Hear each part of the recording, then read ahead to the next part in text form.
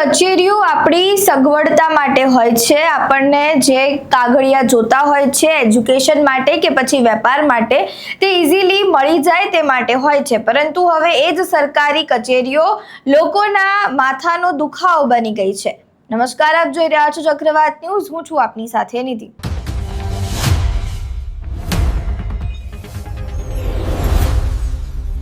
સરકારી કચેરીઓમાં લોકો પોતાના જે જીવન જરૂરિયાતના દાખલાઓ છે તે લેવા માટે જતા હોય છે, કારણ કે જો આગળ વિદ્યાર્થીને ભણવું છે તો પછી અમુક દાખલાઓ જોતા હોય છે એડમિશન માટે।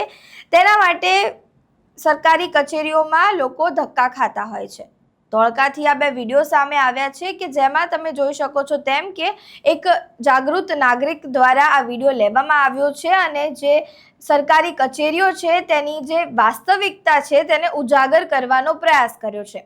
દેખાઈ રહ્યું છે કે લાંબી લાંબી લાઈનો લાગી છે। અત્યારે અગર કચેરીના અંદરનો વિડીયો જોઈએ તો ત્યાં આગળ પીવાના પાણી આવી નથી રહ્યા, નળ સૂકા પડી રહ્યા છે, તેવા વિડીયો અત્યારે સામે આવી રહ્યા છે। વિદ્યાર્થીઓ, વાલીઓ અત્યારે જે દાખલાઓ છે તે કઢાવવા માટે આવતા હોય છે, કારણ કે હવે એડમિશન પ્રક્રિયાઓ શરૂ થશે તેના માટે, પરંતુ આટલી ગરમીમાં પીવાનું પાણી પણ નસીબ ના થાય તેવી સરકારી કચેરીઓની અત્યારે હાલત જોવા મળી રહી છે। પહેલા અહીંયા આ બંને વિડીયો જોઈએ। તાલુકા સેવા સદન ધોળકા કચેરીના વિડીયો જુઓ તમે। આ કેવો માહોલ છે। આ એક જ બારી છે। અહીંયા આવકનો દાખલો પણ નીકળે છે, જાતિનો દાખલો પણ નીકળે છે, બિન અનામતનો દાખલો પણ નીકળે છે, ડોમિસાઇલ સર્ટિફિકેટનો દાખલો પણ નીકળે છે, નોન ક્રિમિનલનો દાખલો પણ નીકળે છે, જેવા વિવિધ 6-7 પ્રકારના દાખલા સર્ટિફિકેટો અહીંયાથી નીકળી આવે છે ગવર્મેન્ટના, અને બારી એક જ છે। તો ધોળકાના મામલતદાર અને ધોળકાના એસડીએમ જોશી સાહેબ ને મારી વિનંતી છે કે અહીંયા બીજા 2 ઓપરેટરો વધારી દે, જેથી કરીને બહાર બધાના ગરમીમાં ઊભું રહેવું ના પડે।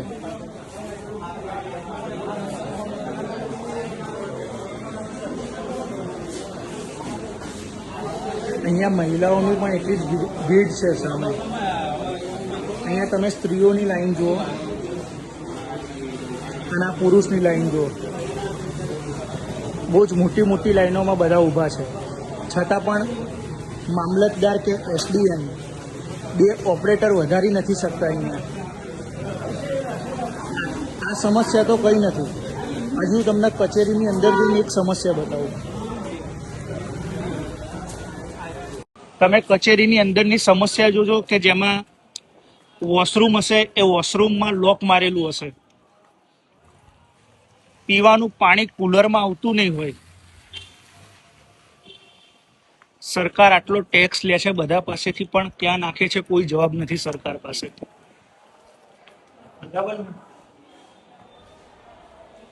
આ જો આ જેન્ટ્સ વોશરૂમ છે, લોક। આ પાણીનું કુલર, અહીંયા પણ પાણી આવતું નથી કોઈ પણ પ્રકારનું।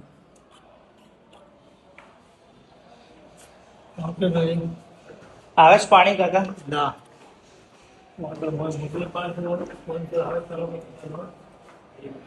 અહીંયા જળ સુવિધામાં જુઓ, અહીંયા લોક છે, આઈ લોક, આઈ લોક। અહીંયાથી થોડાક આગળ વધીએ, અહીંયા આવશે લેડીઝ ટોયલેટ, લેડીઝ વોશરૂમ પણ બંધ, વિકલાંગો માટેનું ટોયલેટ એ પણ બંધ છે, લોક મારેલું છે। જનતા પાસેથી આટલો ટેક્સ લે છે તો સરકાર ક્યાં નાખે છે કોઈ જવાબ નથી એમની પાસે। પોલીસ સ્ટેશનમાં જાઓ તો તમે કોઈ ગુનો કર્યો હોય તો તમારી ઉપર એફઆઈઆર થાય, એફઆઈઆર ના થાય તેની માટે પણ પૈસા લે પોલીસો। એફઆઈઆર થઈને ચાર્જશીટ બને અને ચાર્જશીટ કોર્ટમાં ના પહોંચાડવી હોય એની માટે પૈસા તમારે પોલીસ સ્ટેશનમાં આપવાના, પ્લસ તમને રિમાન્ડ ઉપર લે, અને તમને જ્યારે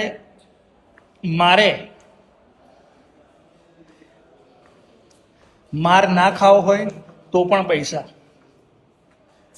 અને આ તમે ફર્સ્ટ ફ્લોરમાં જળ સુવિધા જુઓ, આ કુલર કેટલું મસ્ત સંતાડીને મૂકી દીધું છે. મારા ખ્યાલથી તો અહીંયા બધું લોક જ હશે, તો એ જોઈ લઈએ એકવાર.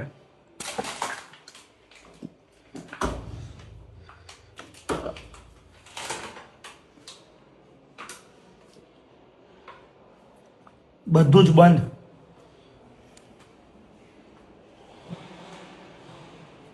કરપ્શન બંધ મૂકીને કરે છે આ લોકો, છતાં પણ જનતા સુધરતી નથી.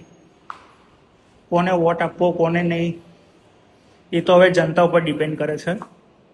વિડીયો તમે જોયા કે જેમાં જે અગવડતાઓ લોકોને પડી રહી છે તે દેખાડવામાં આવી છે. હવે જે જાગૃત નાગરિક દ્વારા આ વિડીયો લેવામાં આવ્યો છે તેમના દ્વારા એવું કહેવામાં આવી રહ્યું છે કે કોઈ પણ પ્રકારની વ્યવસ્થા નથી અને સરકારને અને ત્યાંનું જે સ્થાનિક તંત્ર છે તેને તેઓ વિનંતી કરી રહ્યા છે કે આ જે વ્યવસ્થાઓ છે તેને સુદૃઢ બનાવવામાં આવે, જેથી લોકોને આસાની રહે પોતાના જે સરકારી કામો હોય તે કરાવવા માટે. તેઓ વધુમાં શું કહી રહ્યા છે તે સાંભળો. જય હિન્દ, જય ભારત. આજનો મારો ટોપિક એક જ હતો કે જે ધોળકા કચેરીમાં આવકનો દાખલો, જાતિનો દાખલો, નોન ક્રિમિનલનો દાખલો જેવા વિવિધ દાખલાઓ વિદ્યાર્થીઓના એડમિશન માટે જે નીકાળે છે તે દાખલાઓ નીકાળવામાં બહુ તકલીફ પડે છે. અહીંયા એકવાર આપણે વિડીયો બનાવીને જાણ કરી, એકવાર અંદર અધિકારીઓને જાણ કરી, છતાં પણ કોઈ પણ એક્શન લેવાઈ નથી, કોઈ પણ કાર્યવાહી કરવામાં આવી નથી. તો મારી ધોળકા નગરપાલિકા અને ધોળકા મામલતદાર સાહેબ અને ધોળકામાં એસડીએમ સાહેબને મારી વિનંતી છે કે તે અમારી ફરિયાદ તરફ ધ્યાન દોરે અને વિદ્યાર્થીઓને જે તકલીફ પડે છે તે તકલીફ ના પડે અને અહીંયા જે એક ઓપરેટર કામ કરે છે તેની જગ્યાએ બીજા 2 ઓપરેટર મૂકી દે, ટોટલ 3 ઓપરેટર હોય તો કામ સરળ થશે અને કામ સહેલું થશે. તો જલ્દીથી આ કાર્ય મામલતદાર અને એસડીએમ સાહેબ કરે. જાગૃત નાગરિક છે તેમના દ્વારા શું કહેવામાં આવ્યું તે તમે સાંભળ્યું. જે સરકારી કચેરીઓ છે તેની હાલત હવે દિવસે ને દિવસે ખરાબ થઈ રહી છે તેવા દ્રશ્યો અલગ અલગ જગ્યાએથી સામે આવતા હોય છે. આ ફરીથી ધોળકાના વિડીયો સામે આવ્યા છે અને ધોળકામાં જે ત્યાંના સ્થાનિકો છે તે હવે માંગ કરી રહ્યા છે કે તેઓને સુદૃઢ વ્યવસ્થા મળે, જેથી તેમના જે સરકારી કામો છે તે વ્યવસ્થિત રીતે અને એક સમયગાળામાં તેઓ પતાવી શકે. ત્યારે આ સમગ્ર મામલે તમારું શું માનવું છે, તમારા શું મંતવ્યો છે તે અમને કમેન્ટ બોક્સમાં જરૂરથી જણાવજો. વિડીયો પસંદ આવ્યો હોય તો લાઇક, શેર, કમેન્ટ કરો અને મારી ચેનલને સબસ્ક્રાઇબ કરવાનું ભૂલતા નહીં. નમસ્કાર.